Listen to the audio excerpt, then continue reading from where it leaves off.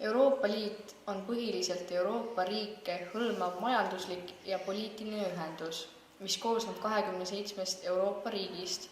Need riigid ühinesid selleks, et koostööd tehes ja üksteist aidates muuta inimeste elu paremaks, lihtsamaks ja turvalisemaks. Euroopa Liit otsustati luua pärast Euroopas toimunud teist maailmasõda. Valitses hingetõmbepaus. Kahurid olid vaikinud, sõda oli läbi, kuid ohud kestsid edasi. Inimesed olid täis otsustavust, et millelgi sellisel ei tohi lasta enam korduda. Euroopa riigid said aru, et parem on teha koostööd, kui üksteise vastu võidelda. Winston Churchill, Ühendkuningriigi tolleaegne peaminister, oli üks esimesi, kes kutsus looma Euroopa Ühendriike. Teise maailmasõja kogemused veensid teda, et ainult Euroopa ühendamine tagab rahu. Algul ühinesid ja otsustasid rahu nimel koostööd teha ainult 6 riiki: Belgia, Itaalia, Luksemburg, Madalmaad, Prantsusmaa ja Saksamaa. Eesmärk oli kindlustada rahu võitjate ja võidetute vahel teise maailmasõja järgses Euroopas ning ühendada nad võrdsete partneritena, kes teevad koostööd ühistes institutsioonides.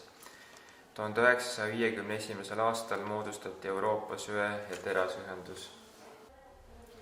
Selle sammuga allutati söe ja terase tootmine ühisele organile, et muuta sõjapidamine nimetatud riikide vahel praktiliselt võimatuks. Nii et ükski riik ei saaks salaja relvastuda teiste riikide vastu. Hiljem ühines nende 6 riigiga üha rohkem riike ja Euroopa Liit oligi moodustatud.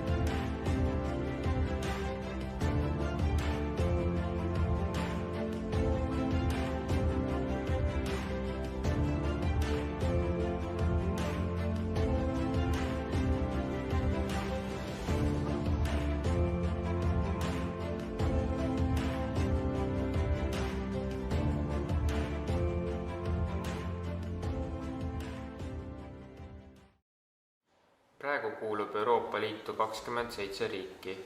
Üks Euroopa Liitu kuulunud riikidest, Ühendkuningriik, otsustas 2016. aasta juunis, et ta ei soovi enam Euroopa Liitu kuuluda ning alates 31. jaanuarist 2020.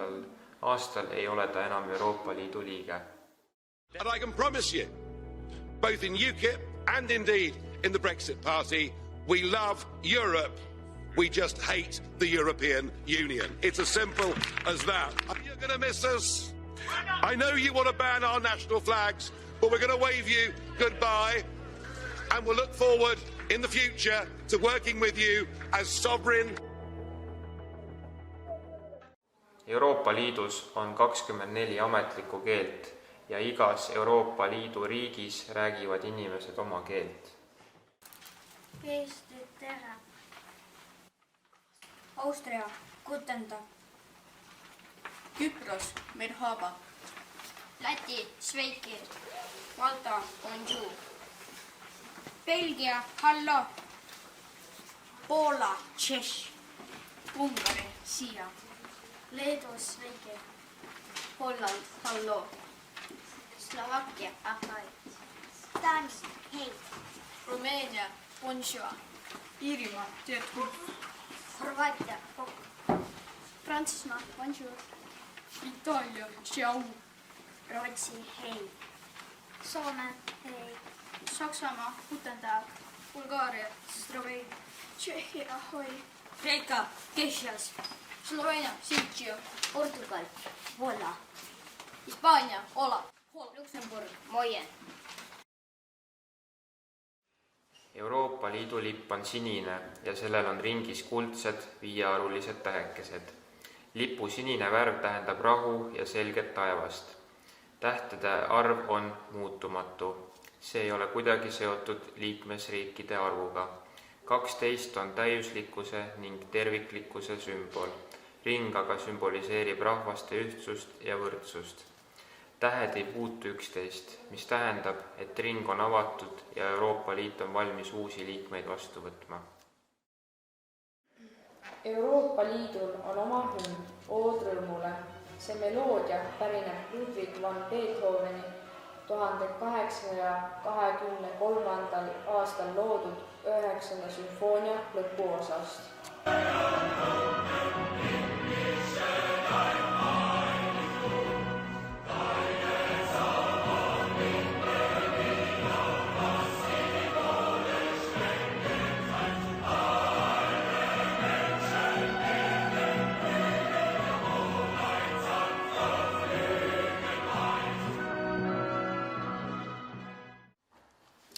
Eesti Euroopa Liiduga ühinemisprotsessi alustasime 1991. aastal peaaegu et nullist. Suur hulk eurooplastest ei olnud Eestist midagi kuulnud. Pidime tõestama, et me ei ole mõttetu endine Nõukogude Liiduvabariik, maha jäänud Venemaa provints, et oleme osa Euroopast ja et meil on suurepärane euroopalik kultuur. Pidime tõestama, et me pole SS-lased ega neonatsid, et meil pole pinnast rahvustevahelisteks konfliktideks, et me ei ole korrupeerunud maa ja et meil on normaalne ja toimiv demokraatia. Pidime tõestama, et me oleme Euroopa jaoks küpsed. Eesti võeti Euroopa Liidu liikmeks 1. mail 2004. aastal. Tallinnas Stenbocki maja hoovis tähistati siis Eesti astumist Euroopa Liitu täpselt südaööl. Eesti rahvast õnnitles peaminister Juhan Parts. Ühtlasi tänas peaminister kõiki, kes on aastate pikku pingutanud selle nimel, et Eestist saaks Euroopa Liidu liige. Enne südaööd kasvas Stenbocki maja hoovikontsert üle väikeseks laulu- ja tantsupeoks.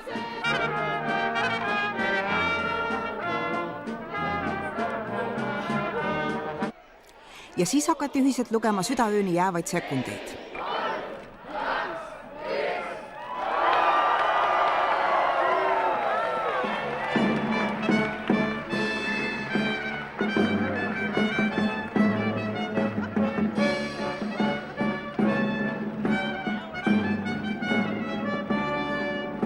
Meil on kõigil põhjust õnnitleda üksteist, teineteist ja oma armast Isamaad. Lähme üheskoos edasi. Meil on olemas meie liitlased, keda on kokku 24. Suhtume neisse austavalt, lugupidavalt, kuid mis peaasi, jääme ise endaks. Eesti, me seisame lootusrikka tuleviku ees.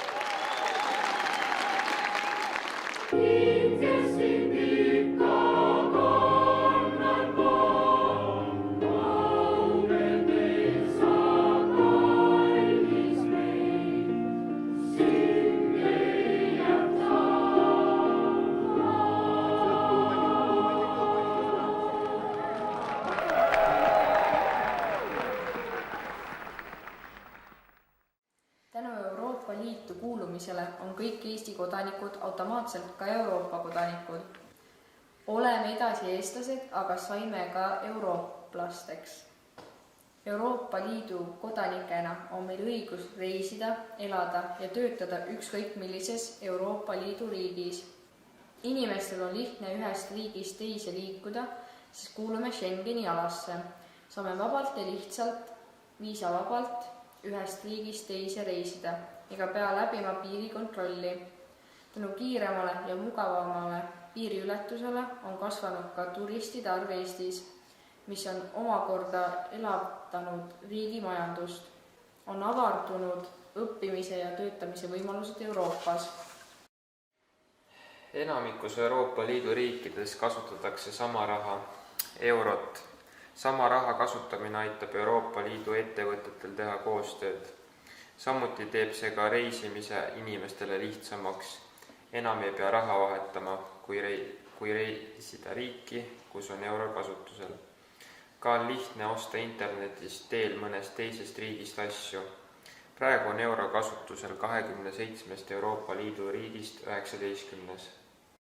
Euroopa Liit, seega siis teised liikmesriigid, on meie majandusse panustanud märkimisväärseid summasid ja teinud massiivseid investeeringuid, mis on meie majanduse arengu kiirendanud. Meil on olnud võimalik kasutada mitmesuguseid Euroopa Liidu toetusi, eriti põllumajanduses, teedeehituses, kultuuris. Eesti rahva esindajatel ei ole mitte kunagi olnud sellist võimalust maailma asjades kaasa rääkida. Loomulikult on suurtel riikidel palju rohkem mõjuvõimu, aga ikkagi me oleme võrdsena nii ülemkogu kui ka komisjoni nõupidamislaua taga. Eestlastel on õigus valida ja kandideerida Euroopa Parlamenti. Eestist on Euroopa Parlamenti valitud 7 liiget. Meie julgeolek on märgatavalt kasvanud.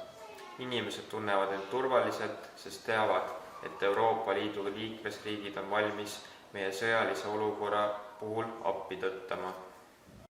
On ka mõningad negatiivsed asjaolud, mis on seotud Euroopa Liitu kuulumisega. Euroopa Liit küll otseselt ei kontrolli meid, aga siiski me peame aru andma oma tegevuste ja rahapaigutuste kohta. Me ei saa ise otsustada täielikult oma majanduse, poliitika ja sõjanduse üle, vaid peame juhinduma Euroopa Liidust. Osa küsimusi tuleb otsustada koos teiste liikmesriikidega ning Eesti peab nende kasuks järeleandmisi tegema. Tänu kõrgemale palgale ja tööjõu vabale liikumisele Euroopa Liidu riikides pagevad kõrgelt haritud töötajad võõrsile. Kasvab bürokraatia ja ettevõtjatele kehtivad kallid euronõuded. Nii mõnedki ettevõtted on oma tegevuse pidanud lõpetama, sest ei suutnud kõiki Euroopa Liidu poolseid nõudeid täita. Eesti peab kinnisvaraturu avama liikmesriikidele.